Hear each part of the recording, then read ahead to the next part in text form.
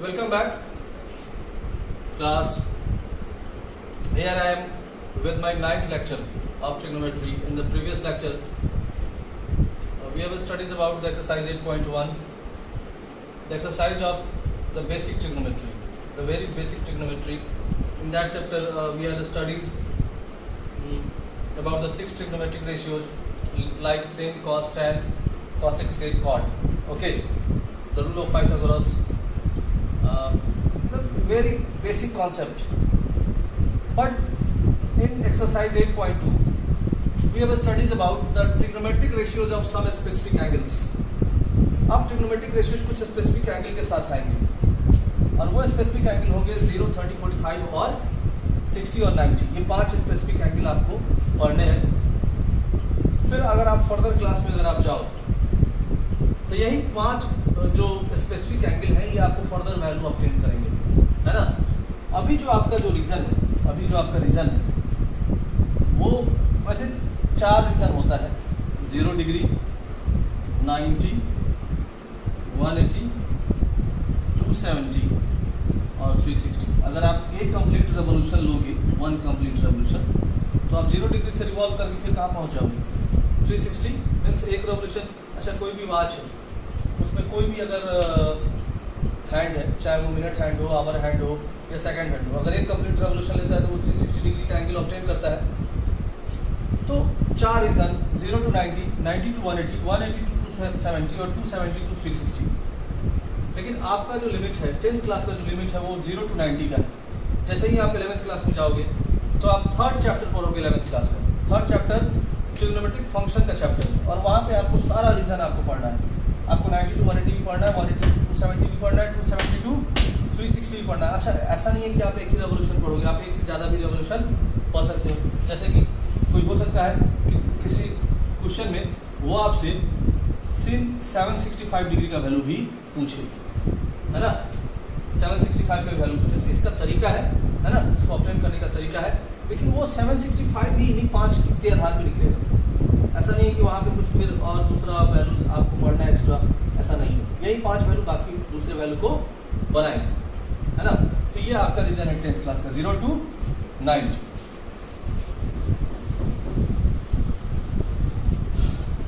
यहाँ पे आपके पास एक टेबल होगा. टेबल आपके सामने देख रहा है. अभी ये टेबल आधार हो रहा है ना.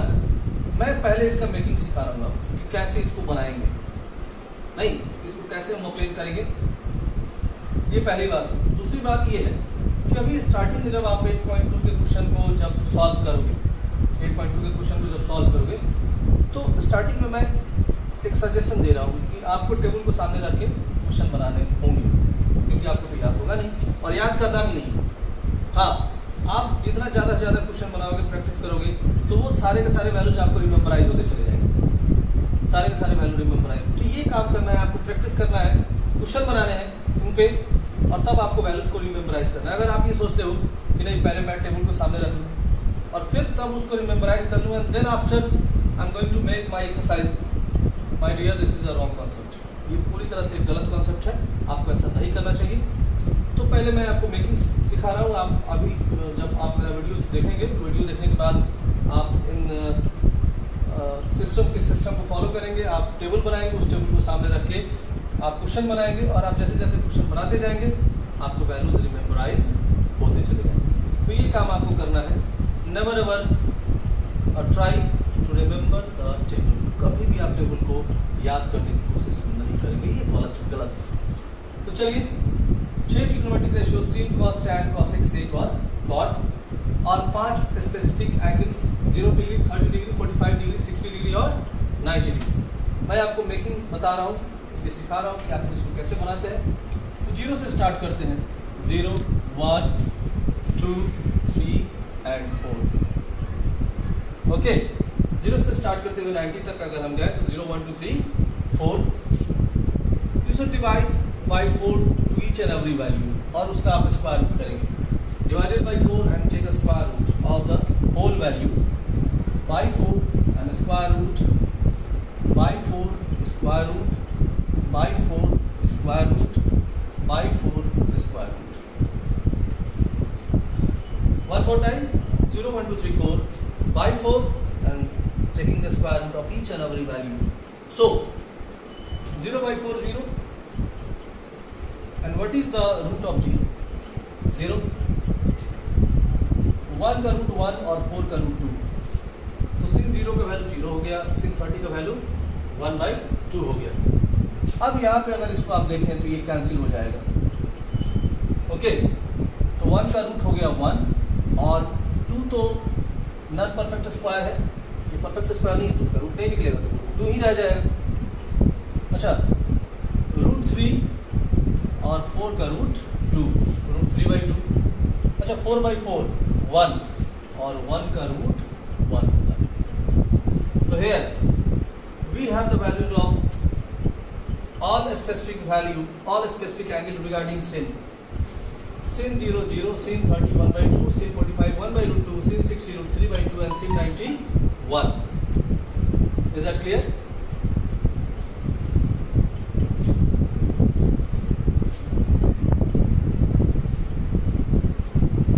Now please come on cos. Here I am going to show an activity, like very simple activity. This is not a tough activity. I have a marker in my hand.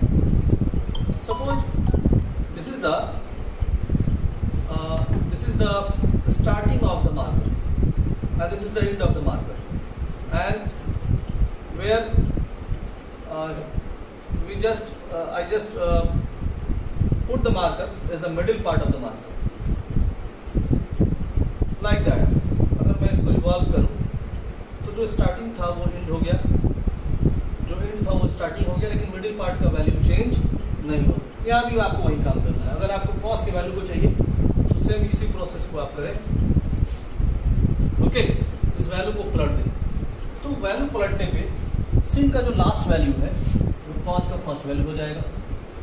sin का second last value cos का second value होगा.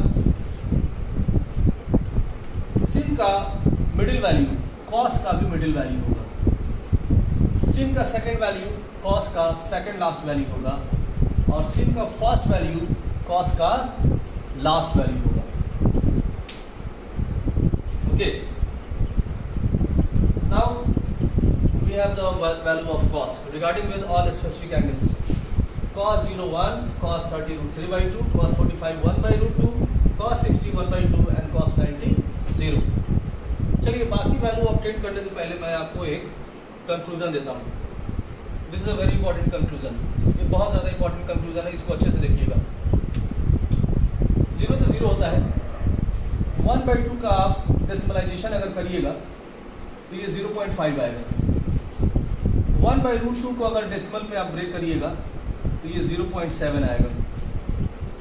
√3/2 का आप डेसिमलाइजेशन अगर करिएगा तो 0.8 आएगा, और ये तो 1.0 है ही. चलिए फिर इसका भी कर लेते हैं. ये 1.0, ये 0.8, ये 0.7, अप्रॉक्स वैल्यू मैं लिख रहा हूँ. ये 0.5 और ये 0. sin 0 0, sin 30 0.5, sin 45 0.7, sin 60 0.8 and sin 90 1.0. cos 0 1.0, cos 30 0.8, cos 45 0.7, cos 60 0.5 and cos 90 0. तो जरा sin को आप जरा गौर से अगर आप देखेंगे तो आप जैसे जैसे एंगल बढ़ा रहे हैं sin का वैल्यू भी 0 से 0.5 हुआ, 0.5 से 0.7 हुआ, 0.7 से 0.8 हुआ, 0.8 से 1.0 हुआ. यानी कि ये इंक्रीजिंग ऑर्डर का वैल्यू हमको मिल रहा है. तो कंक्लूजन निकाल रहे हैं हम, ये है ना. कंक्लूसिव स्टेटमेंट ये है कि इन sin theta the value increases when theta increases.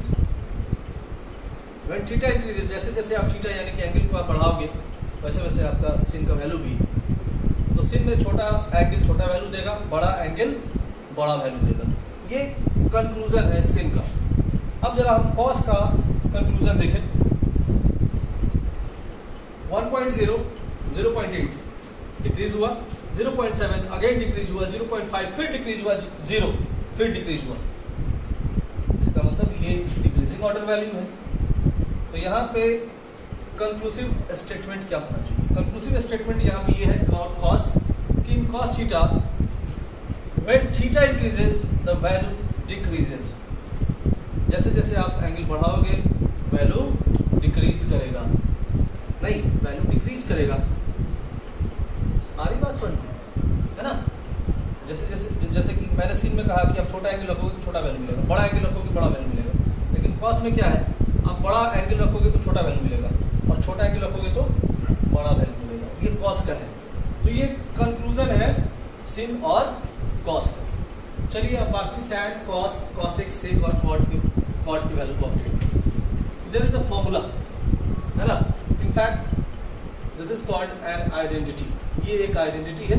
और what is an identity? I will just tell you in the exercise like 8.4 जब पढ़ाऊंगा तो उस समय मैं बताऊंगा आपको कि आखिर आइडेंटिटी क्या होता है।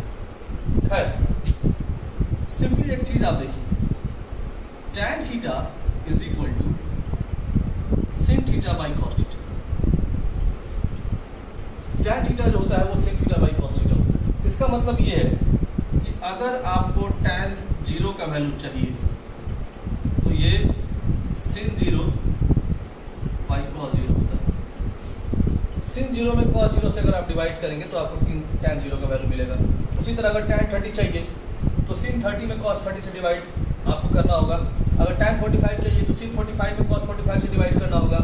अगर tan 60 चाहिए तो sin 60 में cos 60 से डिवाइड करना होगा। अगर tan 90 चाहिए तो sin 90 में cos 90 से डिवाइड करना होगा, है ना? तो यहाँ पे अगर हम स्टार्ट करें, हमको tan 0 का वैल्यू चाहिए तो वहाँ पे देखिए मैंने लिखा है कि आपको sin 0 में cos 0 से डिवाइड करना पड़ेगा। तो this is the value of sin 0 and this is the value of cos 0 means 0 by 1। तो 0 बाई 1 क्या होगा? 0। चलिए अगेन अगर आपको tan 30 चाहिए तो आपको sin 30 में cos 30 से डिवाइड करना पड़ेगा, यानी कि 1/2 डिवाइडेड बाई रूट 3/2, 2 कैंसिल हो गया एंड दैट इज कॉल्ड 1/√3। फिर अगर sin 45 चाहिए, tan 45 चाहिए तो sin 45 में cos 45 से आप डिवाइड करें, दोनों वैल्यू सेम है, कैंसिल होकर कितना हो जाएगा? 1। अगर आपको tan 60 चाहिए तो आपको sin 60 में cos 60 से डिवाइड करना पड़ेगा, 2 कैंसिल होगा, √3। और अगर आपको tan 90 चाहिए तो आपको sin 90 में cos 90 से डिवाइड करना पड़ेगा 1/0। That is not defined value, not defined मतलब एक ऐसा वैल्यू जिसको आप डिफाइन नहीं कर सकते। जिसको डिफाइन, नॉट डिफाइन का मतलब हुआ कि वो उसको आप उसका सॉल्यूशन आप नहीं ला सकते, इसलिए उसको नॉट डिफाइन कहा जाता है। तो अब ये मेरे पास तीनों वैल्यू आ गए, sin, cos, tan, ठीक है। अब अगर हमको cosec चाहिए, sec चाहिए, cot चाहिए तो एक चीज देखिए, बहुत ही सिंपली मैं आपको बता रहा हूँ एक चीज।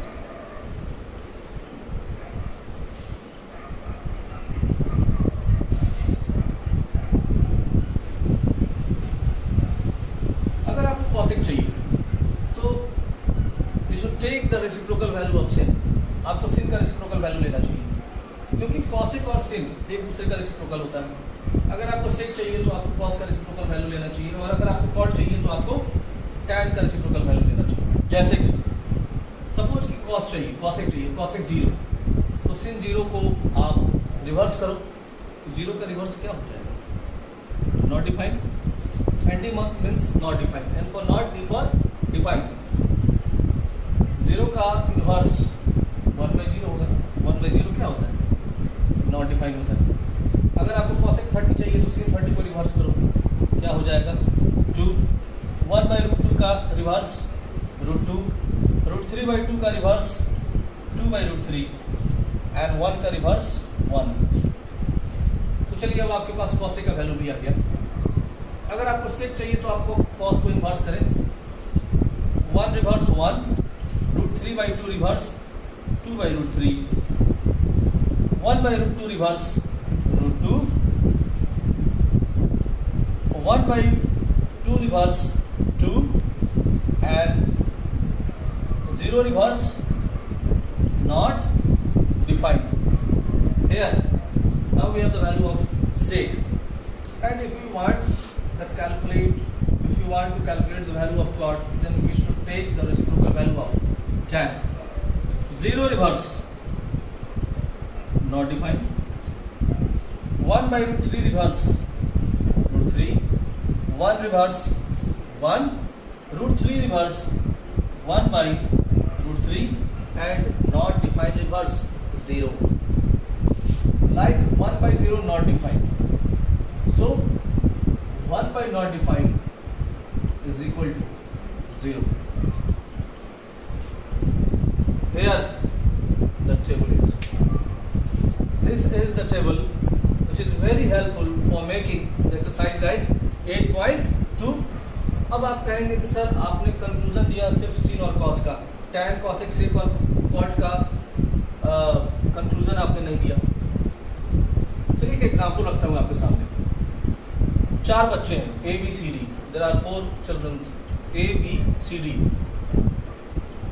A has 5 rupees, B has 10 rupees, C has 15 rupees, and D has some rupees. Now I have a question. Which child has the minimum amount? किसके पास सबसे कम अमाउंट है? आप कहोगे सर ए के पास, लेकिन डी के पास कुछ रुपए है, हो सकता है कि वो कुछ रुपए 5 रुपए से कम हो. अब फिर मैं सवाल पूछता हूँ कि किसके पास मैक्सिमम है? आप कहोगे सी के पास नहीं. हो सकता है कि डी के पास जो कुछ रुपए है वो 15 रुपए से ज़्यादा हो. तो सम जो होता है, सम इंग्लिश में भी आपने पढ़ा होगा कि सम का जो मीनिंग है, I have some rupees in my pocket. Suppose I have 10 rupees in my pocket, then I have a question, how many rupees in my pocket? 10. But if I say there are some rupees in my pocket, again I have a question, how much amount in my pocket? Some is not defined. आप उसको नहीं बोल सकते हैं कि कितना रुपया है. तो यहाँ पे देखिए, tan में भी नॉट डिफाइंड है, cosec में भी नॉट डिफाइंड है, sec में भी नॉट डिफाइंड है, और cot में भी नॉट डिफाइंड है. इसलिए आप एग्जैक्टली नहीं कर सकते हो कि वैल्यू डिक्रीज कर रहा है या इंक्रीज कर रहा है. इसीलिए और sin और cos में देखें, कहीं कोई नॉट डिफाइंड वैल्यू नहीं है ना, कहीं कोई नॉट डिफाइंड वैल्यू नहीं है. तो आप sin और cos के बारे में कह सकते हैं कि हाँ, यहाँ पे हम कंक्लूसिव स्टेटमेंट दे सकते हैं, लेकिन tan, cosec, sec और cot में कोई भी कंक्लूसिव स्टेटमेंट नहीं आएगा. Okay, so this is the complete table, and I just told you all the evidence, all the statement, all the conclusions about the table. Okay, sir. Now we have 2 questions on the board. Evaluate the followings. This is the instruction. ये 2 value हैं, इनको evaluate करना है, इनके value को पता करना है. तो चलिए एक एक करके दोनों क्वेश्चन को सॉल्व करते हैं. मैंने बोला था कि जब भी किसी क्वेश्चन को आप सॉल्व करेंगे तो सबसे पहले आपको टेबल से उसका वैल्यू रखना पड़ेगा, और फिर वैल्यू रखने के बाद फाइनल उसका आपको कैलकुलेशन करना पड़ेगा. There are 2 part of the solution. 1, putting the values in the question like sin 30 cos 30 और जो भी, and the second the calculation. Okay, तो 1A नंबर क्वेश्चन है, sin 60 cos 30, sin 30 and cos 60. Okay, now the value of sin 60 root 3 by 2, cos 30 root 3 by 2, sin 30 1 by 2, and cos 60 1 by 2. sin 60 root 3 by 2, cos 30 root 3 by 2, sin 30 1 by 2, cos 60 1 by 2. These are the values. Now the remaining part is calculation. Okay, root 3, 3, 2 2s are 4, 1 into 1, 2 2s are 4. Okay, if we take 4 as LCM, so 3 plus 1, 4 by 4, and that's equal to 1. So this is the value, है ना. now we can say that we are just evaluating the term. sin 60 की जगह √3/2 रखा, √3/2 रखा, sin 31/2 रखा, cos 60 1/2 रखा, √3/2 into √3/2 3/4 हो गया, 1/2 1/2 1/4 हो गया, 4 as LCM, 3 plus 1 4/4 and 1.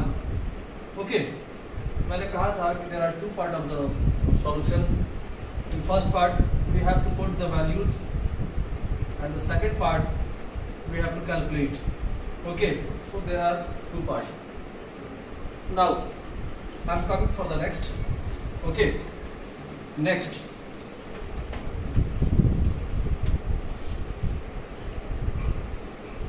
one B.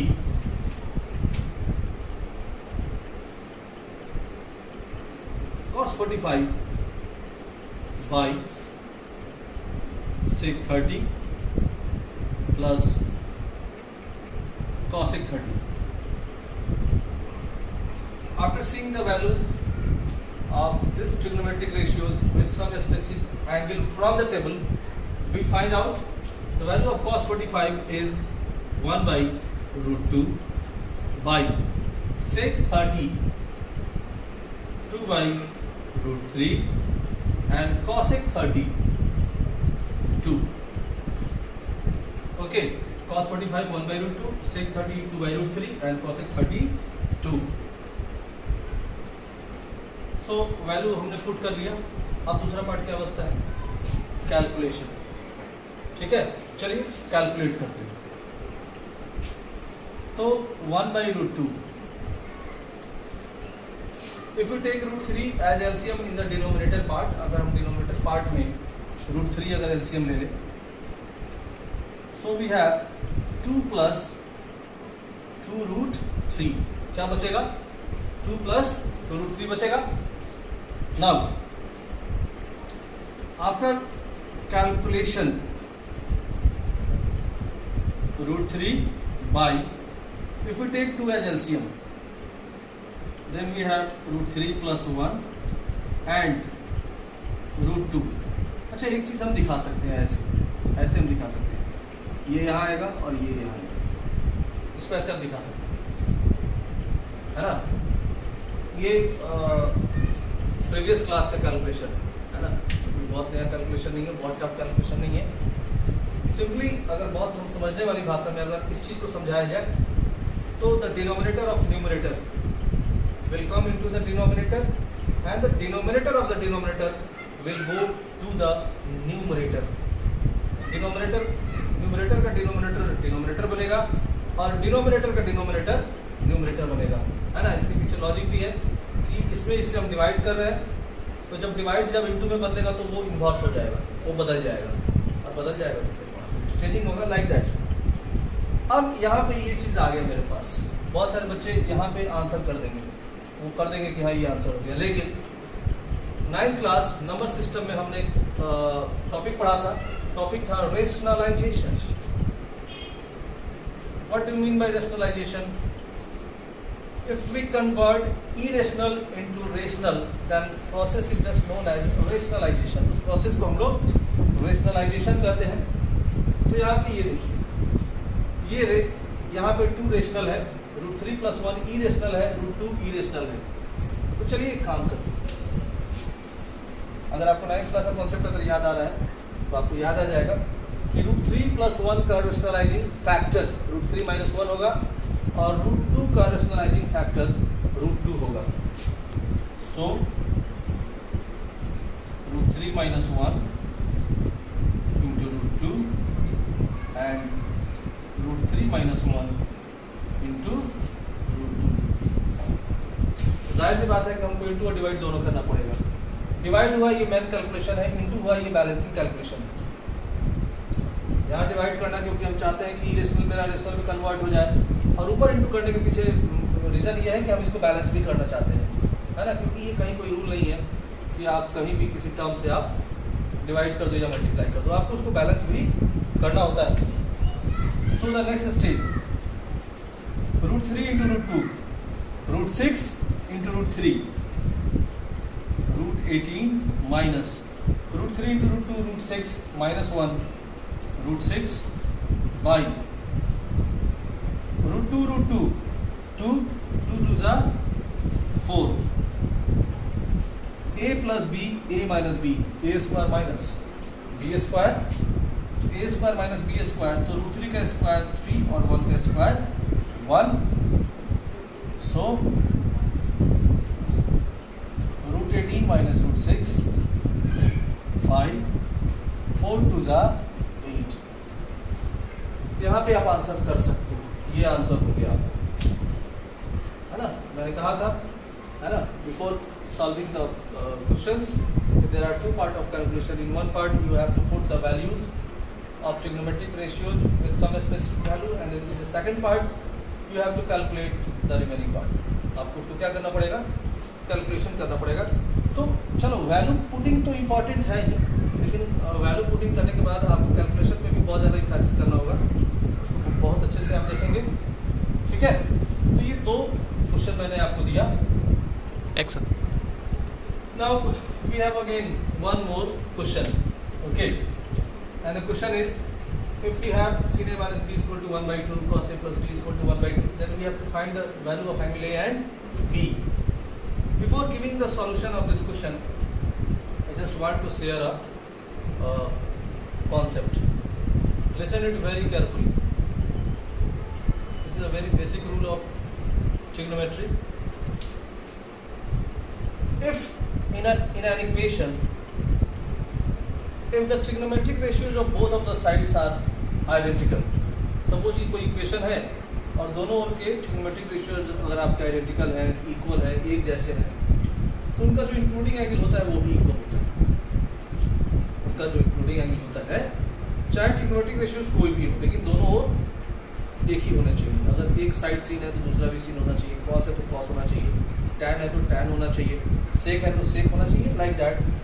Suppose ऐसे है, सपोज कि sin theta is equal to sin phi अगर है, sin theta is equal to sin phi, here the trigonometric ratios are identical for both of the sides, so we can conclude that theta is equal to phi. Theta और phi दोनों क्या हो जाएगा, equal हो जाएगा, है ना। ये बहुत इंपॉर्टेंट है, ये कॉन्सेप्ट बहुत इंपॉर्टेंट है। 8.2 में इस क्वेश्चन को बनाएगा ही बनाएगा, साथ ही साथ अगर आप 8.3 बनाएंगे तो वहाँ भी बहुत सारे क्वेश्चन इस कॉन्सेप्ट से सॉल्व आउट होंगे, इसलिए ये कॉन्सेप्ट बहुत इंपॉर्टेंट है। I again repeat the statement, in an equation if trigonometric ratios of both of the sides are same, identical, then the including angle of both of the sides must be equal to each other. दोनों side के including angle भी दोनों आपस में क्या हो जाएंगे, equal हो जाएंगे। This is the rule, this is the concept, okay. Now solution इसका देखिए, we have sin a minus b is equal to 1/2। तो अगर आप टेबल देखेंगे तो 1/2 का दो वैल्यू होता है। आपको sin 30 का वैल्यू भी 1/2 ही होता है और cos 60 का वैल्यू भी 1/2 होता है। ये दोनों वैल्यू होते हैं 1/2, इसके अलावा आपको कोई दूसरा वैल्यू 1/2 नहीं मिलेगा। ठीक है, तो आप इधर देखिए कि कौन सा रेशियो है, sin है तो आपको 1/2 की जगह क्या रखना चाहिए, sin 30 रखना चाहिए, क्योंकि मैंने अभी स्टेटमेंट दिया है कि अगर किसी इक्वेशन में दोनों तरफ की ट्रिग्नोमेट्रिक रेशियोज अगर सेम हो जाए तो उनके इंक्लूडिंग एंगल क्या हो जाते हैं, इक्वल हो जाते हैं। तो आप एक काम करो, sin a minus b is equal to sin 30, okay.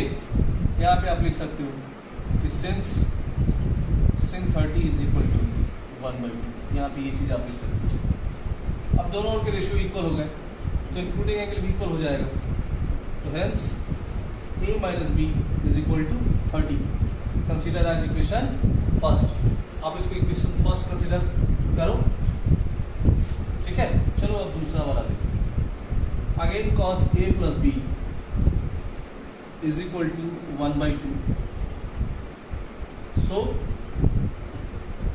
अब जो रेशियो है वो cos है, तो आप 1/2 के जगह क्या रखोगे, cos 60 रखोगे, क्योंकि आप ये चाहते हो कि दोनों का रेशियो क्या हो जाए, सेम हो जाए, इक्वल हो जाए। cos A plus B is equal to cos 60. यहाँ पे एक चीज कर लो कि since cos 60 is equal to 1/2, ठीक है, hence रेशियो इज इक्वल हो गया, इंक्लूडिंग एंगल इक्वल हो जाएगा, तो A plus B is equal to 60. Consider as equation first. Now we have two of the equation. अब हमारे पास दो इक्वेशन है. इक्वेशन फर्स्ट है A minus B is equal to 30.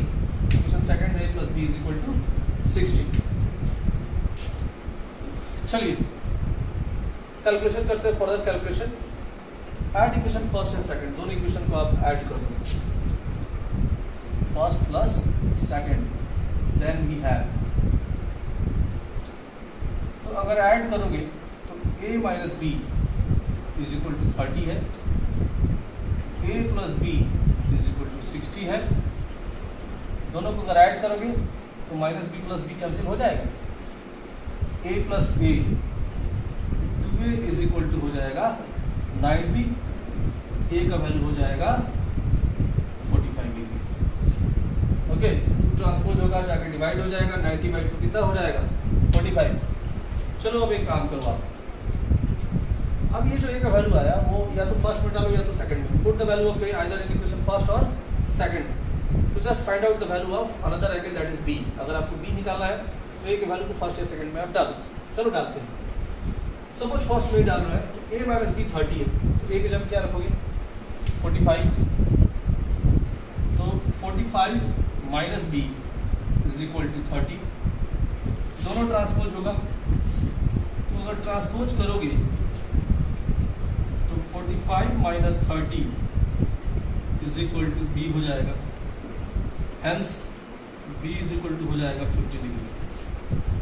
Okay, finally अब हम आंसर को गैदर्ड फॉर्म में लिखेंगे. ये एक आदत है जो बच्चों में नहीं होती है. बच्चे कभी भी आंसर को गैदर्ड फॉर्म में नहीं लिखते हैं, लेकिन मेरा ये सजेशन है, ट्रू सजेशन है कि आपको कभी भी आंसर को गैदर्ड फॉर्म में लिखना चाहिए at the last. So finally A is equal to 45 degree and B is equal to 50 degree. This is the, so this is the solution. Okay,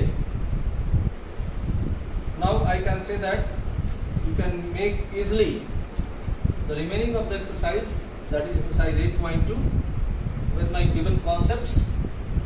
You can make it very easily, क्योंकि लगभग सारे concept मैंने आपको बता दिए हैं. आप आराम से 8.2 बना सकते हैं. तो ये आपका होमवर्क भी है कि आप 8.2 बनाओ. कुछ और भी बातें हैं. हर एक वीडियो के लास्ट में थोड़ा बहुत एक मैसेज भी होता है. हम लोग अभी लॉकडाउन 4.0 में, चौथा लॉकडाउन था ये, जो कि 31 मई तक है, अभी लागू है. उसके बाद 5वां लॉकडाउन हो भी सकता है. अब ये टोटली गवर्नमेंट पे डिपेंड करता है कि वो क्या करती है क्या नहीं करती है. लेकिन दूसरी तरफ अगर ये भी देखें तो जो इन्फेक्टेड पीपुल है उनकी संख्या भी लगातार बढ़ती जा रही है. तो मेरा यही कहना है, मेरा ये सजेशन है. वैसे तो सब लोग अब सब कुछ जानता है, ऐसा नहीं है कि अब कोई अनअवेयर है. हर कोई अवेयर हो चुका है कि how to prevent the virus like corona. हम लोग इससे कैसे बचें. लेकिन फिर भी मैं ये कहना चाहूँगा कि आपके घर में अगर कोई भी आदमी है, चाहे वो आपके फादर हो, आपके अंकल हो, या कोई भी बड़ा हो, आपका बड़ा भाई या कोई भी, अगर वो आउटसाइड द रेसिडेंस अगर जा रहा है तो आप देखें कि उनके पास मास्क है या नहीं. आप देखें कि उनके पास सैनिटाइजर है या नहीं, है ना. आप उनको कहें कि please carry the mask and sanitiser, क्योंकि यही वो दो चीज़ें हैं जो हमको इन्फेक्टेड होने से बचा सकती हैं. साथ ही साथ हमको ये भी देखना होगा कि अगर ज़रूरी काम है तो ही हम घर से बाहर जाएं, बिला वजह हम घर से बाहर ना निकलें, और काम करके जितना जल्द हो सके हम फिर से अपने घरों पे लौटें. इन सब बातों के साथ मैं ये अपना 9th लेक्चर कंप्लीट कर रहा हूँ. बहुत जल्दी अपने 10th लेक्चर के साथ वापस आऊँगा. तब तक के लिए बहुत बहुत धन्यवाद. Okay, thank you.